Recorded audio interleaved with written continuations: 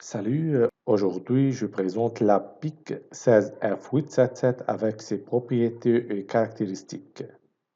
Ça, c'est le PIC 16F877. Elle est composée de 40 broches. Cette PIC n'est rien d'autre qu'un microcontrôleur, c'est-à-dire une unité de traitement de l'information du type microprocesseur à laquelle on a ajouté des périphériques internes permettant de réaliser des montages sans nécessité d'ajouter des composantes externes. La famille des PIC en général est divisée en trois grandes familles. La PIC 16F877, elle appartient à la famille Midrange. Cette famille utilise des mots de 14 bits, des mots d'instruction de 14 bits. On a plusieurs familles concernant les microcontrôleurs. La famille 10, la famille 12, la famille 16, la famille 17, la famille 18. Nous nous limiterons à la famille midrange. Si vous avez tout compris, vous passerez très facilement à une autre famille, et même à une autre microcontrôleur. 877, c'est la référence de la PIC. 20, c'est la fréquence maximale. Donc, on peut utiliser une fréquence maximale de 20 MHz. Donc, 20 millions Hz. Le type de mémoire est F. F, c'est-à-dire flash de 4,5 à 6 volts. On a aussi plusieurs types pour d'autres références et d'autres types de PIC. Donc, PIC 16F877 appartient à la famille 16, type de mémoire flash, référence 877, fréquence maximale 20 MHz. L'architecture du PIC est RISC, c'est-à-dire composante à jeu d'instructions réduit. Plus on réduit le nombre d'instructions, plus facile et plus rapide on est le décodage et plus vite le composante fonctionne. Donc RISC, c'est en anglais Reduced Instruction Set Computer. Donc ce microprocesseur possède un nombre réduit d'instructions. On a un jeu de 35 instructions. Chaque instruction s'exécute en une période d'horloge. Donc chaque instruction, sauf les sauts, représente un cycle machine. Un cycle machine, c'est égal à 4 cycles d'horloge.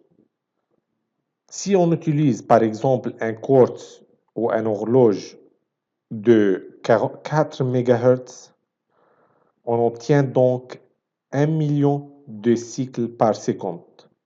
Et comme la PIC exécute pratiquement une instruction par cycle, sauf les sauts, cela vous donne une puissance de l'ordre de 1 million d'instructions par seconde. Donc pensez-vous que les PIC peuvent monter à 20 MHz. C'est donc une vitesse de traitement plus qu'honorable. On doit utiliser un circuit de reset qui permet la mise à la masse de l'entrée Master Clear, MCLR, qui permet l'initialisation du PIC à l'aide d'un bouton poussoir. Donc la broche MCLR, Master Clear, a pour effet de provoquer la réinitialisation du microprocesseur lorsqu'elle est connectée à 0. Donc lorsque le signal de reset est activé, tous les registres sont initialisés et le compteur programme se place à une adresse spécifique appelée vecteur de reset. Donc ça, c'est un circuit de reset externe. On a aussi un circuit d'horloge externe. Le rôle de l'horloge est de cadencer le rythme d'exécution des instructions. On utilise plus souvent un quartz de 1 MHz jusqu'à 20 MHz relié avec deux condensateurs de filtrage. Deux condensateurs de 15 picofarads Si dans le circuit de reset, on utilise un condensateur de 10 microfarads et une résistance de 4000 ohms, si c'est relié à plus 5 volts. Les broches, les fils d'entrée-sortie sont regroupés sur des portes. Donc ici, on voit tous les 40 pins de la PIC 16F877. On a 40 broches regroupées sur des portes.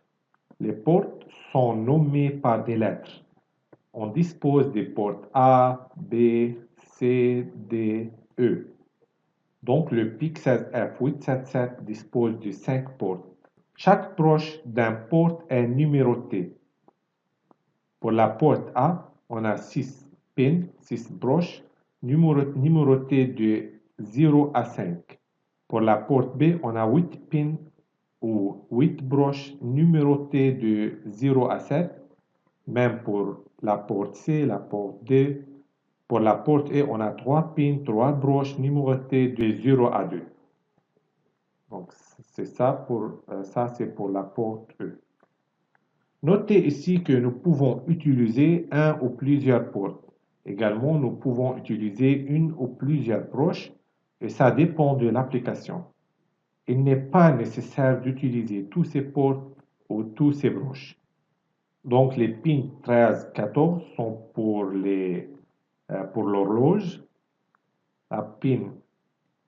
La broche 1, c'est pour le circuit de reset. Et on a 33 broches pour les portes.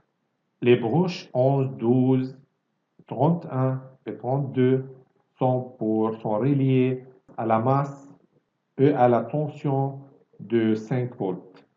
Une entrée indique que le microcontrôleur observe le potentiel de la broche. Donc le microcontrôleur se comporte comme un voltmètre dans ce cas. La broche présente un 0 logique si le potentiel est proche de 0 et elle présente un 1 logique si le potentiel est proche de 5 volts. Donc la broche se comporte comme une source de tension. Cette source ne peut fournir qu'un courant limité de l'ordre de 25 mA. La configuration des entrées-sorties se fait par l'intermédiaire d'un registre TRIS où X ici remplace le nom du port. Donc ici, à chaque port correspond deux registres, le registre TRIS et le registre port. X remplace le nom du port. Le registre TRIS, ça s'appelle un registre direction. Et donc, c'est pour programmer les lignes soit en entrée, soit en sortie. TRIS A, par exemple, contrôle la configuration des broches du port A. TRIS B, celle du port B.